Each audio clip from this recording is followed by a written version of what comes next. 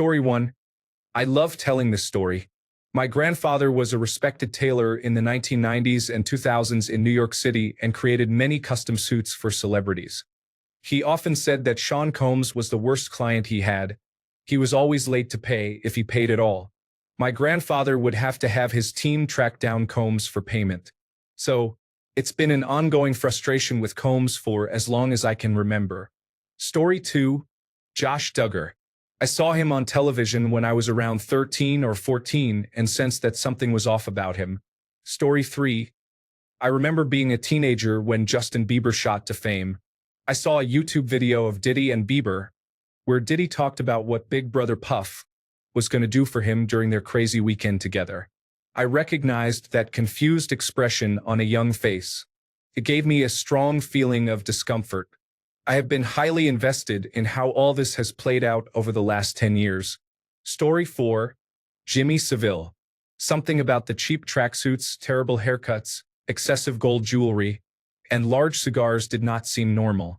Surrounding himself with shy teenage girls was a red flag. Story 5. There was a mystic and healer in Brazil named John of God, who appeared on Oprah. I actually met him because my uncle was healed by him and befriended him. When I met him and looked down to see his gold Louis Vuitton belt and Rolex, it seemed more like a devilish move. It turns out the man had raped more than 300 women, including his daughter, murdered at least a couple of people, and was an international uranium dealer. Story 6. Bill Cosby appeared at my college's comedy concert when I was there. One of my best friends got to tour him around and talk to him beforehand.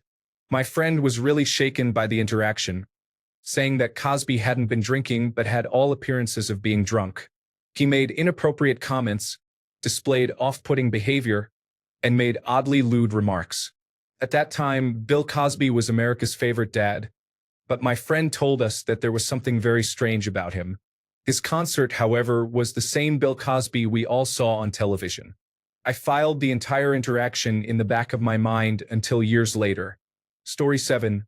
Definitely Drake. Living in Toronto as a woman born in the late 1990s, you would be an outlier if you haven't met multiple girls 5 to 10 years your junior who are all coy about being friends with Drake, who is decades older than them. Story 8. Neil Gaiman is a talented writer, but he always gave me the impression that he was overly self-important. I'm actually quite disappointed that my initial impression was correct. Story 9. R. Kelly. Even as a kid, when I Believe I Can Fly came out and everyone loved him, he made me feel uncomfortable. Ellen. My aunt loved her, and I would tell her all the time that she is just a bully whom people think is charming. Story 10. Jimmy Savile. Jim will fix it. As a fourth-grade student in 1976, we had to write letters to him. I flatly refused because he had unsettling eyes. I received detention until I wrote the letter, but they gave up after 2 weeks. Story 11. T.J. Miller. From the first time I saw him, I knew he was genuinely insufferable, not just as a character. Story 12. Kanye. But I couldn't have predicted how bad he would be. I also had a bad feeling about Ice-T, and look at how great he still is. My gut instincts are not reliable generally. Story 13. I remember seeing that Brad Pitt and Angelina Jolie were going to be in a movie together, and I thought to myself, this isn't going to end well for Jennifer. Story 14. I disliked Dan Schneider in the late 1980s when he was on Head of the Class. I was around 7 or 8 years old, but sensed something off about him. I have never had such strong negative feelings about any other actor before or since. Story 15. I viscerally disliked Diddy the minute I saw him in the Mo Problems video when I was about 5. He gives off big, smarmy mob lawyer vibes, which is especially notable since I've rarely had an instinctive revulsion toward people. I wasn't even aware of potential involvement in Tupac's death until I was around 20, I'm 29 now, or the abuse allegations until maybe 3 years ago, so I've been vindicated well beyond my worst fears. Jermaine Dupri always seemed untrustworthy to me, but this dislike so far appears to be unfounded. Story 16. My dad always hated Aaron Rodgers, although it was entirely based on him having, as he calls them, googly eyes. He was right, though. Story 17. James Corden. While he may not be as bad as many names mentioned in this thread, I cannot say I was surprised when I read stories about him treating his staff poorly. Story 18. I saw an interview with Mark Zuckerberg back in the 2000s, and he triggered every survival instinct in my brain. I didn't think he was going to cause the end of the world, but I'm not completely surprised. Story 19.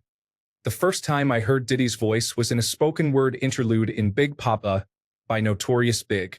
He said something like, "Tell your friends to call my friends and we can be friends." The way he delivered that last part sounded so insincere, even for a rap song. I disliked him instantly. Story 20. It hasn't played out yet, but Joanna Gaines. I remember watching one of the first few episodes of their show. When Chip was speaking, her eyes seemed empty and cold, as if she wanted to confront him, and her frustration was evident. Something is not right with her. Story 21. Russell Brand always gave me negative vibes. I never thought I would dislike Snoop, but he is dead to me now. Story 22. I disliked seeing him appear in various contexts. I always felt that something was off about him. Additionally, he has been accused of inappropriate behavior. Story 23. Donald Trump. I remember friends trying to convince me to watch The Apprentice when it first began, and I tried to explain to them how much he disgusted and annoyed me, to the point that I could not stand to watch the show. His children also bothered me. Story 24. John Hamm. We were watching something he was in, and I said, "I can't explain it, but I really don't like that guy." I remember him in Bridesmaids. I thought he played a jerk too well. My spouse said maybe he's really nice in real life and is just a good actor. I said, "Good point." Then I looked him up and found out about the hazing. That's not normal hazing. There is something wrong with that guy. Story 25. Terrence Howard. This was long before all the information about him had emerged. He always made me feel uneasy. Story 26. Kevin Spacey always gave me an uncomfortable feeling. The first time I saw him in a movie was when we watched Pay It Forward in high school health class, and I remember getting strange vibes. Then I saw American Beauty, and I could never separate that character from the actor. He always seemed like one of those actors who appeared super creepy and likely to do something inappropriate. Story 27. Joss Whedon. All of my friends were enthusiastic about his work, and frankly so was everyone else at that time. However, even back then with Buffy, something just rubbed me the wrong way. I usually framed it as his character dialogue is great, but he can't plot or direct his way out of a paper bag. But in the back of my mind, there was something else I couldn't quite articulate. After Justice League and the revelations about his character, it all clicked into place for me. Story 28. Dr. Phil. I have always disliked him and believed that as a doctor, his tendency to demean and dismiss people is infuriating. Story 29. Danny Masterson, Russell Brand, Diddy, and Drake. I disliked Masterson when he appeared on that 70s show. I never found Hyde to be cool, he just came off as arrogant. I couldn't stand Russell Brand during interviews. I would last about 3 minutes before I had to switch it off. Diddy always came across as foolish, and I felt the same about Drake, though Drake made me cringe even more. Story 30. Mr. Beast. All the grandstanding about his charitable videos rubbed me the wrong way. Why is this man trying so hard to convince everyone what a nice person he is? Then stories about his business practices and the filming issues with his version of Squid Game started coming out. Story 31. Ninja from Die Antwoord is quite unsettling. He appears to have been expelled from the foster system for inappropriate behavior and subsequently turned to drug dealing to manipulate individuals struggling with addiction. He gives off an impression of someone who might initiate a conversation by being confrontational and then ask to borrow your belongings. Furthermore, allegations emerged from those who escaped his troubling, abusive environment. Story 32. He's not a terrible person, but I've always said that Dave Grohl was not the super nice, friendly, relatable rocker everyone made him out to be, and I feel like I have been proven right. Story 33. My late grandfather went to school with Rolf Harris in Perth in the 1930s and always disliked him. He said Harris was an obnoxious show-off who used to climb trees and make monkey noises. It took about 80 years, but he was vindicated in the end. Story 34. Not me, but my friend absolutely disliked Neil Gaiman for seemingly no reason. She always said he just seemed off. She was completely right. Story 35. My brother has a kind of sixth sense when it comes to celebrities. Whenever someone is revealed to be a pervert, he says, "I told you so," because he predicted it. He even called Neil Gaiman, which surprised everyone. He believes his autism helps him pick up on these vibes. Maybe he's right. He is never surprised when news breaks about someone. He has a good feeling about Pedro Pascal, but he suggests keeping an eye on Ryan Reynolds. Story 36. There was a man in the 1980s and 1990s whose brand was predominantly that of an arrogant, wealthy individual. It was peculiar because anyone with a discerning perspective recognized him as a mediocrity, at best, in everything except promoting his personal brand, and it seemed that everyone else knew it as well. I once passed by a billboard in Atlantic City in the summer of 2000 featuring his enormous face and the phrase, "Welcome to my world." And I thought, I do not want that. In hindsight, I was correct. Story 37. Jason Aldean appeared untrustworthy and behaved poorly.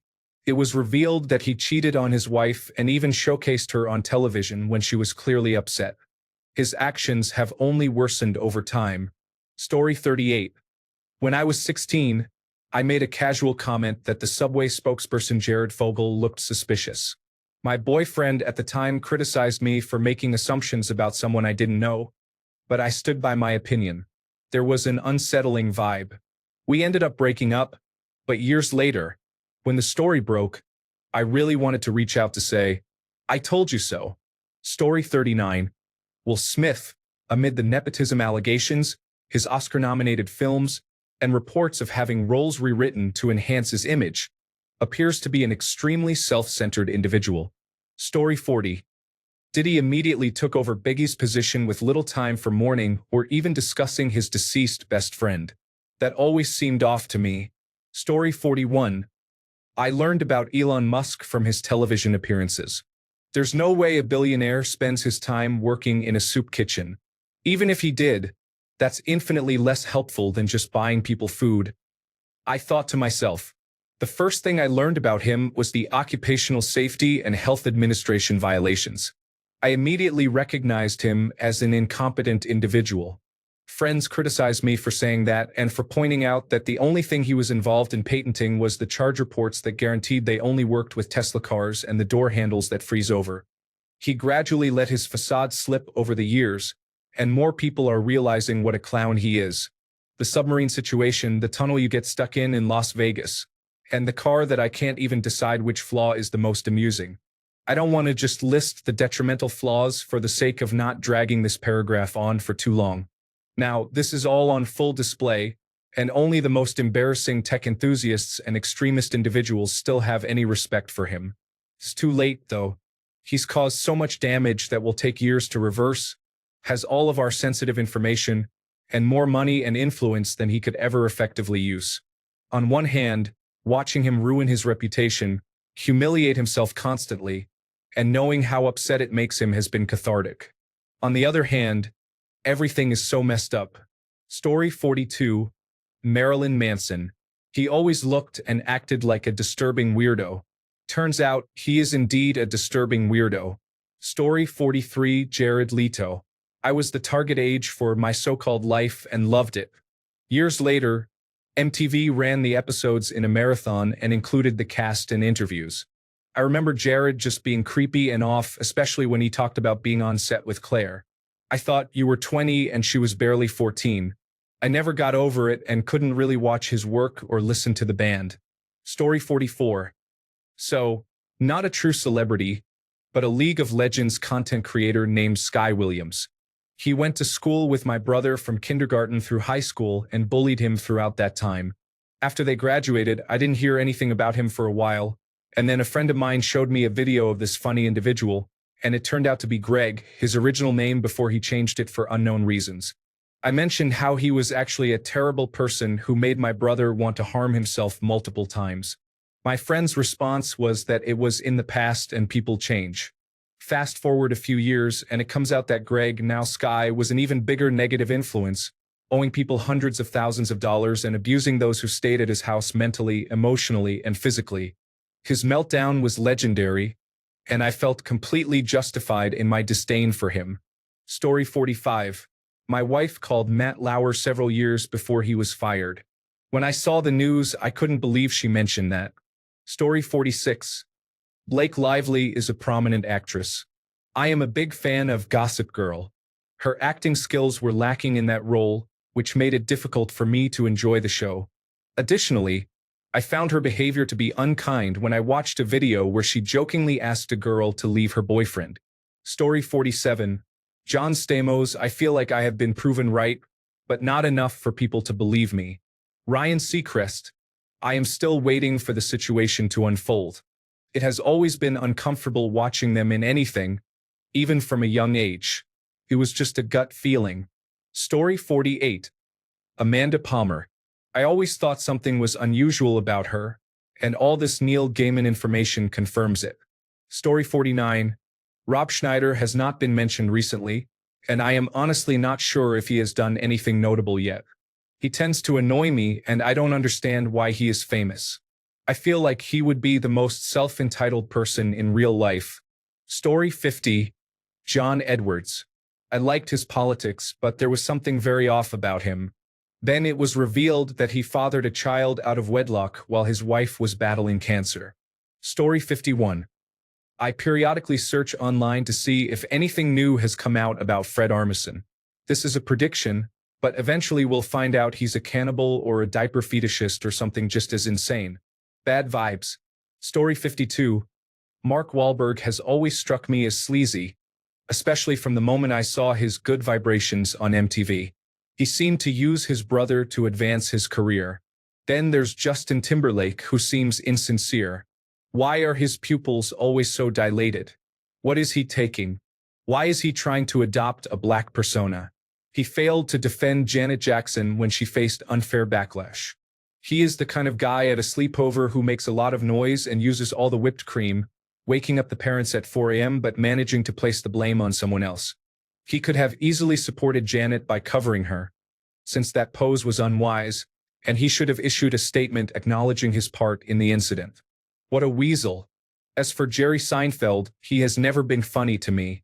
He often looks like he is not paying attention, just waiting for someone to finish talking so he can respond with a sarcastic comment, barely masking his annoyance with forced humor. His show, Comedians in Cars Getting Coffee, does not appeal to me.